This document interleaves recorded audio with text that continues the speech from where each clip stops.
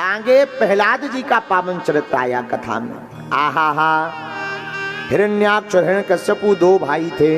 हिरण्याक्ष का वध तो भगवान बारह कर चुके थे। हिरण्यकश्यपु तब से ही भगवान विष्णु को अपना दुश्मन मानने लगा। एक बार हिरण्यकश्यपु ने ब्रह्मा जी की तपस्या की।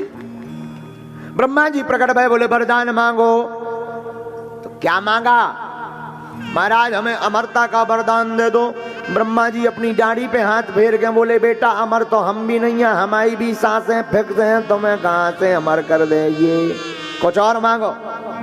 अच्छा तपस्या बहुत की तो ज्यादा वरदान मिलने चाहिए। हाँ हाँ भाई मांगो मांगो, ज्यादा मांगो। महाराज वरदान दो, ना मैं दिन में मरूं ना रात में। ब्रह्मा जी बोले तथास्तु। हिरण्यकश्यपु बोला महाराज ना मैं बाहर मरूं ना भीतर, तथास्तु। ऊपर मरूं ना नीचे, तथास्तु। अस्त्र से मरूं ना शस्त्र से, ब्रह्मा जी बोले तथास्तु। ना नारी से मरूं ना नर से मरूं ना जानवर से मरूं, तथास्तु। महाराज जी एक और वरदान दो, 12 महीनों में से किसी महीने में ना मरूं। ब्रह्मा जी बोले तथास्तु। बस कर भैया, या वरदान ही मांगता रहेगा। बस महाराज काम हो गया हमारा। वापस आया और उसने विचार किया जो जो वरदान मांगे हैं अब हमें मरना नहीं है, क्योंकि ना दिन में मरना ना रात में, तीसरों कुछ होता ही नहीं है। 12 महीने में किसी महीने में नहीं मरना, अब क्या प्रॉब्लम है? अस्त्र शस्त्र से नहीं मरना, मानव और जानवर से नहीं मरना, अब क्या चिंता है? ना बाहर मरना ना भीतर, अब तो हम ही भगवान हैं। और भैया उसने घोषणा कर दी, सुनो आज से विष्णु भगवान की पूजा बंद, आज से तुम सब हमारी पूजा करो। मंत्र का जाप करना है तो हमारे मंत्र का करो, ओम हिरण्यकश्यपाय नमः। हवन करना तो हमारे नाम का, ओम हिरण्यकश्यपाय स्वाहा। पूजा करनी तो हमारी मूर्ति की करो। इसके 4 बेटा थे। सबसे छोटे बालक का नाम था प्रहलाद। क्या नाम था? ओ भैया प्रहलाद जी को गर्भ में ही हमारे कारे कारे टेढ़े टेढ़े बांसुरी वाले का चित्त लग गया था, क्योंकि इनकी माता का नाम था कयादू। कयादू का हरण इंद्र करके ले गया था, तो नारद जी ने छुड़ा लिया और कहा चिंता मत करो, इसके कोख में जो पल रहा वो राक्षस नहीं भक्त होगा। तो गर्भ में ही भगवान की कथा, भगवान की प्रेम की बातें इतनी सुनाई प्रहलाद जी को कि कोख में ही इन्हें भगवान से प्रेम हो गया, गर्भ में ही। बहुत सी माताएं हमारे पास आती, महाराज जी हमारा बेटा बड़ा नचैया है, खूब नाचता है। वाह माताजी, जब वो पेट में रहा होगा तब तुमने खूब फिल्में देखी होगी, तब तो तुम्हारा बेटा नचैया हुआ है, वरना वो कहां से नचैया हो जाए? शिशु के संस्कार गर्भ में ही प्रारंभ हो जाते हैं। इसलिए कोख में जब बालक आवे तब माताओं को भगवान की कथा सुननी चाहिए, भजन करना चाहिए, व्यभिचार की बातें कम करनी चाहिए, ताकि बालक भगवत भक्त उत्पन्न हो। बोलो वृंदावन बिहारी लाल की। प्रहलाद जी को गर्भ में ही टेढ़ी टेढ़ी बांसुरी वाले लग गए, चित चोर। तो जैसे ही जन्म भया सोई ठाकुर जी की भक्ति में मगन। और अच्छा एक बात बोले, आपको सूर्य लगे हों, चंद्र लगे हों, शुक्र लगे हों, बुध लगे हों, ये ग्रह जरा परेशान हो गए तो कोई दिक्कत नहीं है, आप पंडितों को बुलाओ, आचार्य को बुलाओ, ज्योतिषी को बुलाओ, वो मंत्र का जाप करेंगे, शांत हो जाएंगे। लेकिन ग्रह तो हो जाएंगे। एक ग्रह ऐसा है कि कितना भी पूजन पाठ करवा लो, एक तो ये पकड़ते नहीं है, पकड़ते हैं तो छोड़ते नहीं है, वो हमारे ठाकुर जी रूपी ग्रह है, कृष्ण गृहीत लालसा, भगवान कृष्ण रूपी ग्रह, वो पकड़ लेते हैं तो छोड़ते नहीं है। बोलो सीताराम। हाँ, और बुरा मत मानना, ये ज्योतिषियों की नगरी है, बड़े बड़े विद्वानों की नगरी है, पर हम तो साधारण गवार हैं गांव के। देखो ग्रह होते हैं 9, कितने? उनको कहते हैं क्या? नवग्रह। बोलो क्या कहते हैं? जोर से बोलो। नवग्रह। नवग्रह के ऊपर भी एक ग्रह होता जिसको कहते हैं अनुग्रह। आपके नवग्रह बिगड़ जाए तो कोई दिक्कत नहीं है, राम जी का अनुग्रह बना रहना चाहिए, कोई कुछ नहीं बिगाड़ सकता है। ग्रह होते ना, इनको कहते नवग्रह। नवग्रह के ऊपर है राम जी का अनुग्रह। बोलो सीताराम। आहा, अब प्रहलाद जी को बचपन से ही भक्ति का रंग लगा। जब बड़े हो गए तो पिताजी ने पढ़ने के लिए भेजा, जाओ पढ़ो। तो दो गुरुजी थे, एक का नाम था संडा, एक का नाम था अमर। दोनों गुरुजी पढ़ाने लगे। जैसे ही पढ़ाने लगे तो गुरुजी कुछ और पढ़ाते, प्रहलाद जी कुछ और पढ़ते। एक दिन पिताजी ने, कुछ दिन बाद जब बालक घर पर आया, प्रहलाद जी घर पर आए, तो अपनी गोद में प्रहलाद जी को ले लिया हिरण्यकश्यपु ने। एकदा सुरराट पुत्रमंकमारोप पांडव पाप्रक्ष कथ्यताम वत्स मन्यते साधु यद भवान। भागवत के 7वें स्कंद का 5वें अध्याय का 4था श्लोक। आहा, बेटा गुरुजी के पास पढ़ने गए थे, क्या सीखा जरा बताओ। पिताजी हमने तो एक ही बढ़िया बात सुनी की, क्या गृहस्थ जीवन एक अंधकुआं है, सब बेकार है, भगवान का भजन ही सार है, हमने तो यही सीखा है। प्रहलाद की इतनी वाणी सुनकर के पसीना आ गया हिरण्यकश्यपु को। हम तो सोच रहे थे ये मारियतु काटियतु कूटनीति मारने की नीति सीखेगा, ये तो भगवान की बातें कर रहा। भगवान तो हमें, गुरुजी को बोला, इधर आओ, हमारे बेटा को क्या सिखा रहे हो। हमने कहा था ना किसको बताना हम ही भगवान है। हाथ जोड़कर गुरुजी बोले, महाराज आपने जो शिक्षा नीति तय कर रखी हम तो वही सिखा रहे। आपने कहा गा से गणेश मत पढ़ाओ, सांप्रदायिकता फैल जाएगी, गा से गधा पढ़ाओ, हम वही पढ़ा रहे हैं। हाँ, ऐसा भी भारत में हाल है। पहले पढ़ाया जाता था गा से गणेश, तो कई लोग ऐसे विधर्मी में बोले गणेश मत पढ़ाओ, सांप्रदायिकता फैल जाएगी, ये हिंदुओं के देवता हैं। बोले फिर क्या, बोले कहो गा से गधा। अब जब गधा ही पढ़ोगे तो लड़का गधा ही तो होंगे, और क्या बनेंगे। बोलो सीताराम, जोर से बोलो। नाराज हो गए गुरुजी। बोले सरकार आपका पुत्र ना जाने कितना विचित्र, से कितना भी समझाओ लगता है ये पेट से ही पड़ा पड़ाया पैदा हुआ है, इसे कुछ भी समझाओ उल्टा जवाब दे। सुन लो कान खोल कर, ठीक ठीक से अगली बार सुधार करके लाना, वरना लाल कर देंगे, सर काट देंगे। जी महाराज अब गलती नहीं होगी, क्षमा कर दो। ठीक है जाओ जाओ। प्रहलाद जी को लेकर के आए, बेटा तुम्हारे पिताजी ही भगवान है। गुरुजी झूठी मूठी बात है, तुम भी हमें यहाँ मिलाते हो। भगवान भगवान है, पिताजी पिताजी है, इंसान कभी भगवान नहीं हो सकता। हमारे पिताजी पिताजी हैं, भगवान तो श्री हरि नारायण है। बेटा मानना पड़ेगा। नहीं, खूब समझाया, नहीं माने तो एक दिन हिरण्यकश्यपु पुनः चेक करने के लिए बुलाता है। बताओ बेटा अब क्या पढ़ा।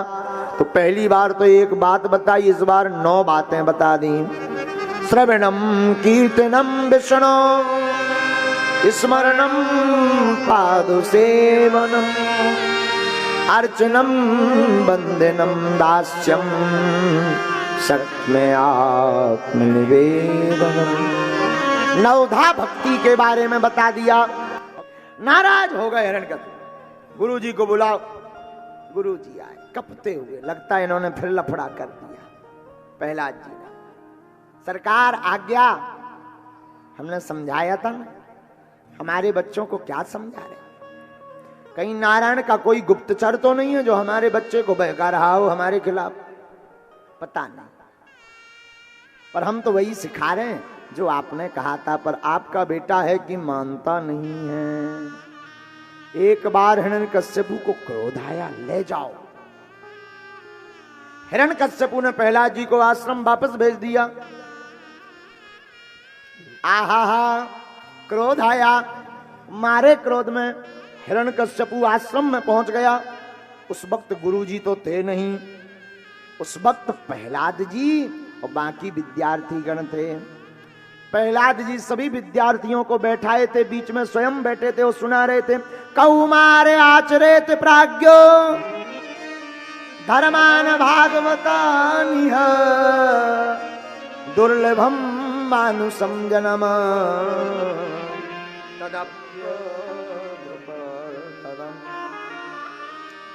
सातम स्कंद में भागवत में 6वें अध्याय में पहले श्लोक में श्री प्रहलाद जी ने बहुत ऊंची बात कही है।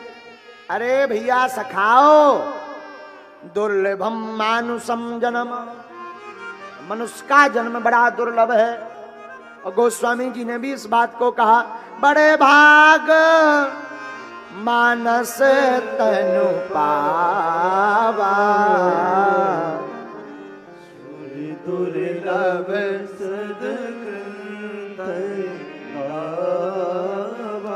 यहाँ विद्वान बैठे हैं, जरा विद्वानों को इस चौपाई पर गौर करना होगा। आहा हा, बड़े भाग से मनुष्य तन मिला। देवता हम जुड़े रहेंगे, हम आते रहेंगे, हम वचन देते हैं, परंतु हमारी अर्जी सुनो, हमारी अर्जी सुनो, हमारी अर्जी सुनो। धीरे धीरे नेत्र बंद करो।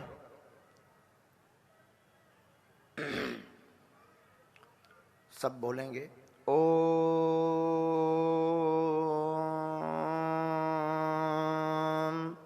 वागेश्वराय नमः। ओम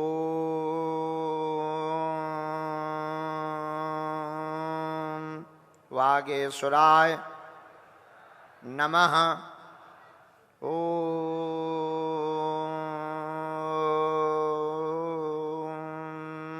वागेश्वराय नमः। ओम हम हनुमते नमः। ओम हम हनुमते नमः। ओम हम हनुमते नमः।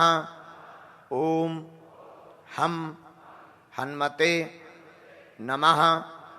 ओम हम हनुमते नमः। ओम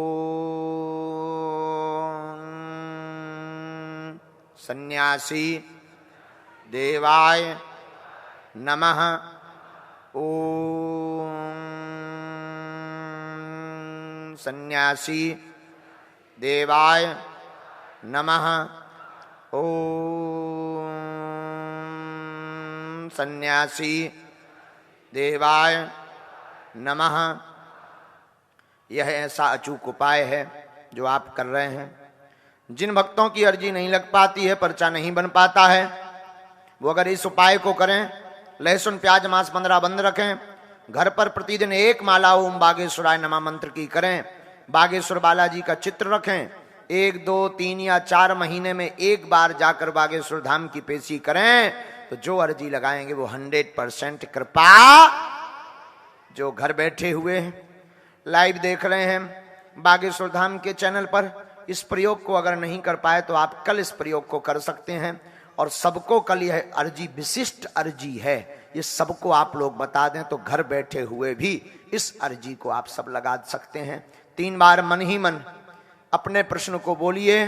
ऐसा करने से बागेश्वर बालाजी की सेना पहुंच जाएगी। 3 बार अपने प्रश्न को बोलें। ओम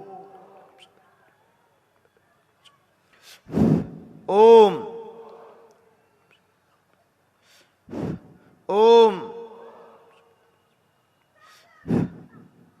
कहो हे बालाजी, हे सन्यासी बाबा, हे विश्वनाथ भगवान, यह हमारी अर्जी स्वीकार करो, यह हमारी अर्जी स्वीकार करो। धीरे धीरे नेत्रों को खोलो।